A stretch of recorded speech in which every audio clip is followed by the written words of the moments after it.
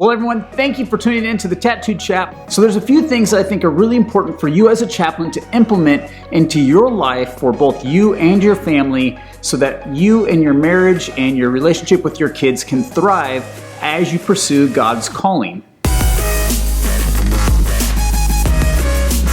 These things I think are vital. If we are not taking care of ourselves, the question then is how can we help take care of our soldiers? The chaplain, more than anyone, needs to be the person that models what right looks like. So what are some things that we should do? I think the first thing and the most important is the foundation of calling and understanding that it's not just you as the chaplain that is called, but your family is called to chaplaincy. You and your spouse, whether husband or wife, both need to understand that you are called as a family to chaplaincy. If your spouse does not agree with chaplaincy or does not want to be a part of the military, then it's going to be really hard for you to have a thriving marriage in this type of an environment. Likewise, one thing that I try to do daily is remind my kids that they are chaplains' kids, that they're here, that we are here. We changed our life so that we could minister to the families around us. I'm the person that puts on the uniform and goes to work every day, but we are all part of this calling together. And so we support one another in that calling and that mission. The other thing I think is really important is regular assessment of yourself and of your relationships. So there's a few things that I implement. In the Army, we have a term called PMCS, Preventative Maintenance Checks and Services. And typically, we apply that term to equipment that we need to make sure is functioning well. But I think in our lives, we need to do preventative maintenance checks and services on ourselves. Am I doing okay as an individual? Is my relationship doing okay? And so I use Military One-Source Counseling, which is free and confidential, as a way to check on myself. So I use it a minimum of twice a year, sometimes up to 4 times a year, or after a major tragic event to make sure that I'm doing okay as an individual.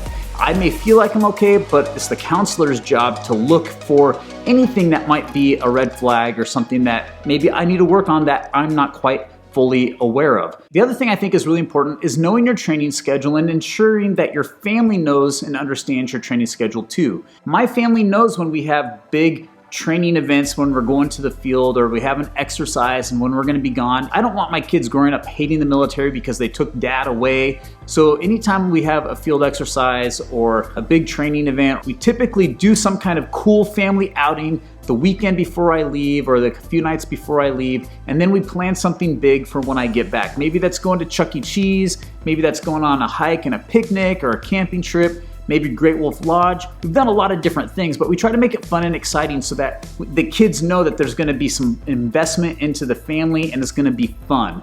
Maybe they like it too much because I'm going away and they're getting some cool stuff. But anyways, we try to make it fun so that way they don't get bitter towards the military for taking me away.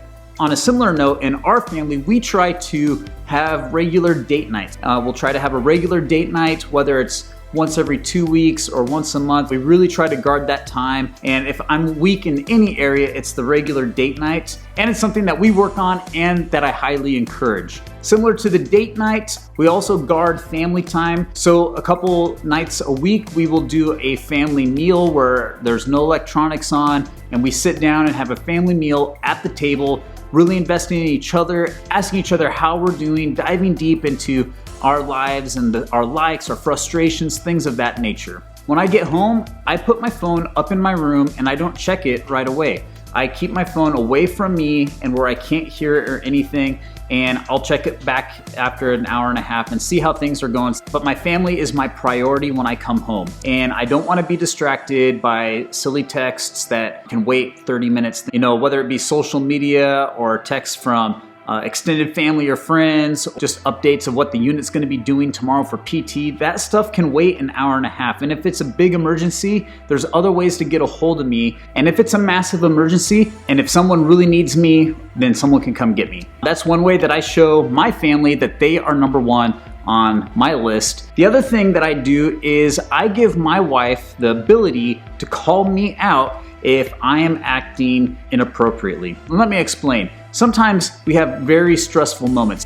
For example, in my unit, we had a tragedy 2 weeks ago I was working a lot of extra hours preparing a service and a bunch of different things. A very stressful time, and I'm carrying the weight of a lot of different people as they're going through this trauma as well. And so when these types of things happen, I come home and I tell my wife and I explain to my kids, even my 3-year-old, that this week is a stressful week. Daddy may have a short temper or say stuff that's inappropriate because he's frustrated or angry. And if at any point, any of you guys can call me out and tell me that I'm wrong. And I let my kids and I let my wife hold me accountable for my actions. And that's just a personal check for me, and allowing them to hold me accountable so that way I don't bring work home with me to help make sure I'm in the right place and doing self-care for myself and for my family. This is the last thing, and I think it's really important, is the Army will work you to death. There's always more to do, and you could literally go to work at 6 a.m. in the morning and work till 10 o'clock at night and still have more to do. So it's really coming down to you as the chaplain, learning how to prioritize what is the most important things and focusing on those and not getting distracted by the little things that don't really matter or that don't need to be completed.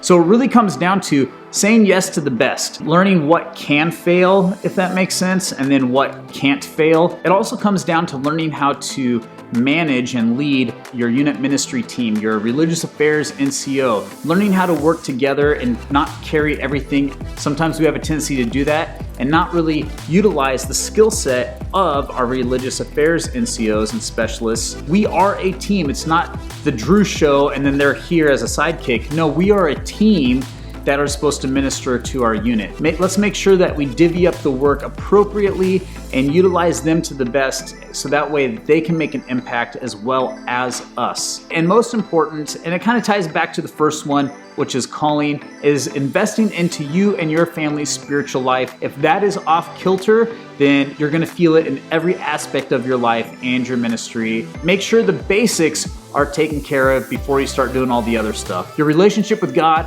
is priority, and your family's relationship with God is priority. Well, everyone, thank you for tuning in to the Tattooed Chap. Hopefully, some of those tips will help you and help your relationship with your spouse and your kids as you pursue ministry and or the chaplaincy. You know, God has given you your spouse and your kids, and those are the only things that you'll carry with you for the rest of your life. The uniform, you take that off after a period of time, but your spouse and your kids are yours forever. So make sure you cherish them, you value them, and you invest in them and your relationships with them, and everything else will follow suit. God bless you guys. Thanks for tuning in. Make sure to like and share if you found this valuable, and also subscribe if you haven't done so yet. And I will see you all next time, and bye.